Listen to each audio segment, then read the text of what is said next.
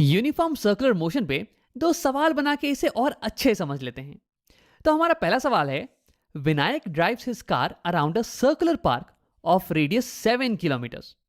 विनायक अपनी कार को एक सर्कुलर पार्क के अराउंड ड्राइव कर रहा है जिसकी रेडियस दी हुई है 7 किलोमीटर्स के बराबर। His motion is a uniform circular motion. इसकी मोशन एक यूनिफॉर्म सर्कुलर मोशन है। If it takes him 2 hours to complete one full round, find his speed.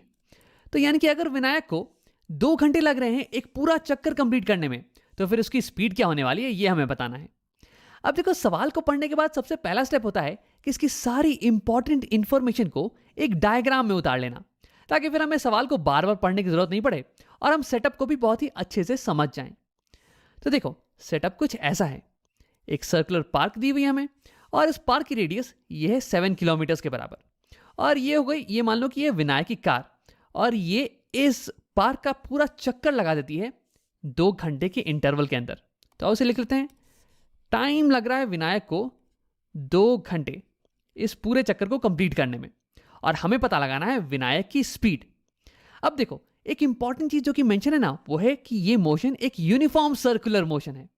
अब यार, इसका मतलब ये होता है ना कि विनायक एक सर्कुलर पाथ पे एक कांस्टेंट स्पीड के साथ मूव कर रहा होगा। यूनिफॉर्म सर्कुलर मोशन का मतलब कांस्टेंट स्पीड के साथ सर्कुलर मोशन में चक्कर काटना।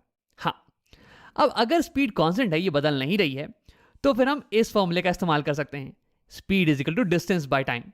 लेकिन अगर ये मोशन यूनिफॉर्म नहीं होता, नॉन यूनिफॉर्म होता, यानी कि अलग अलग जगह पे अलग अलग स्पीड होती, कार की स्पीड बदल रही होती, तो फिर उस केस में हम इस फॉर्मूले का इस्तेमाल नहीं कर पाते। देखो, ये फॉर्मूला तो केवल एक ही स्पीड की वैल्यू देता है ना, और अगर ये नॉन यूनिफॉर्म होता तब तो अलग अलग जगह पे स्पीड की वैल्यू अलग अलग होती। तो यानी कि यूनिफॉर्म सर्कुलर मोशन में स्पीड कांस्टेंट होता है, और इसलिए हम speed equal to distance by time इस फॉर्मूले का इस्तेमाल कर सकते हैं।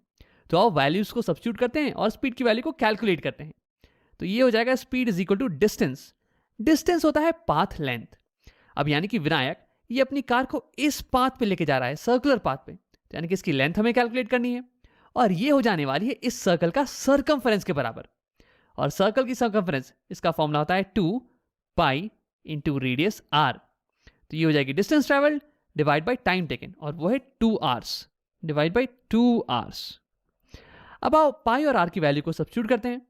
हमें सवाल में दिया हुआ है कि पाई की वैल्यू को 22/7 ले लेना, तो अब यही मैं लिख देता हूं, is equal to 2 into 22/7, 22/7 into radius, और रेडियस की वैल्यू भी है 7 किलोमीटर्स, यूनिट्स को भी लिख लेते हैं, डिवाइडेड बाय टाइम, और टाइम है 2 hours। हाँ, अब यहाँ 7 से 7 कैंसिल, और हाँ, इसे मैं थोड़ा सिंप्लीफाई कर लेता हूँ। यहाँ पे इज इक्वल टू, ये हो जाने वाला है 2 into 22 kilometres divided by 2 hours, और यहाँ 2 से 2 कैंसिल, और हमारे पास फाइनली बचा 22 किलोमीटर पर आवर। तो ये हो जाएगी हमारी स्पीड। अब उसे लिख लेते हैं, स्पीड इस केस में हो गई s is equal to 22 kilometres per hour. अब देखो, यहां पे हमारी यूनिट है किलोमीटर पर आवर, लेकिन ये ऐसा यूनिट नहीं है। अगर सवाल में पूछा गया होता कि हमें स्पीड को कैलकुलेट करना है ऐसा यूनिट में, तो मैं यहाँ पे ये रेडियस को और टाइम को, इन दोनों को ऐसा यूनिट्स में कन्वर्ट कर देता। यहाँ पे किलोमीटर की जगह पे हम इसे मीटर्स में लिखते, और टाइम को आवर्स की जगह पे हम सेकंड्स में लिखते, और फिर हमारा आंसर ये मीटर्स पर सेकंड में आता। तो हम इसका ध्यान रखना। अब आओ एक और सवाल बनाते हैं। An ant is travelling in a circle of radius 21 metre with a speed of 11 metres per second. एक एंट एक सर्कुलर पाथ पे चक्कर काट रही है जिसकी रेडियस दी हुई है 21 मीटर्स की, और एंट की स्पीड दी हुई है 11 metres per second. Its motion is a uniform circular motion. Find the time taken to cover half around. पता लगाओ कि कितना टाइम लग रहा है चींटी को आधा चक्कर पूरा करने में। अब मैं चाहूंगा कि तुम वीडियो को एक बार पॉज करो और इसे इस बार खुद से बनाने की कोशिश करो। अब अगर तुमने ट्राई कर लिया तो अब देखते हैं। देखो, यहां हमें दिया हुआ है कि एंट एक सर्कुलर पाथ पे चक्कर काट रही है। तो सबसे पहले अपने सीन को बना लेते हैं और सारी इंपॉर्टेंट इंफॉर्मेशन को इसी डायग्राम में ड्रॉ कर लेते हैं, ताकि हमें सवाल की कोई भी जरूरत नहीं पड़े। अब देखो, इस सर्कुलर पाथ की रेडियस दी हुई है 21 मीटर्स। हाँ, और एंट की स्पीड ये हमें दी हुई है 11 मीटर्स पर सेकेंड। अब एंट का मोशन एक यूनिफॉर्म सर्कुलर मोशन है यार। इसका मतलब कि एंट की स्पीड ये कांस्टेंट होने वाली है हर जगह। इसका मतलब कि हम speed is equal to distance by time इस फॉर्मूले का इस्तेमाल कर सकते हैं। अगर यहाँ पे स्पीड कांस्टेंट नहीं होती तो फिर हम इस फॉर्मूले का इस्तेमाल नहीं कर पाते। अब देखो यहाँ पे हमें स्पीड की वैल्यू दी हुई है और हम डिस्टेंस की वैल्यू ये तो कैलकुलेट कर सकते हैं, लेकिन हमें पता लगाना है टाइम की वैल्यू ये क्या होने वाली है। तो इसलिए मैं इस फॉर्मूले को थोड़ा रीअरेंज करने वाला हूँ।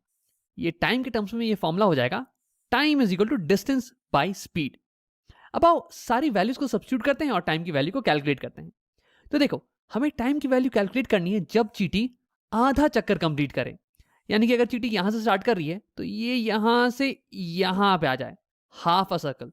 तो ये पाथ लेंथ इसकी वैल्यू क्या होने वाली है, तो ये हो जाएगी पूरे सर्कल की सर्कमफ्रेंस का आधा, यानी कि पूरे सर्कल की सर्कमफ्रेंस ये होती है 2πr, इसका आधा ये हो जाएगा 2πr/2 यानी कि πr, यानी कि यहां से यहां तक की डिस्टेंस ये हो जाने वाली है πr। आओ उसे लिख लेते हैं, distance is equal to pi into radius r divide by speed, और स्पीड की वैल्यू हमें दी हुई है 11 metres per second, 11 metres per second. अब उसे अच्छे से लिख लेते हैं, पाई की वैल्यू ये 22/7 इंटू आर, रेडियस की वैल्यू है 21 मीटर्स, 21 मीटर्स डिवाइडेड बाई ये 11 metres per second, 11 metres per second. Units का भी खास ध्यान रखते हैं यहाँ पे।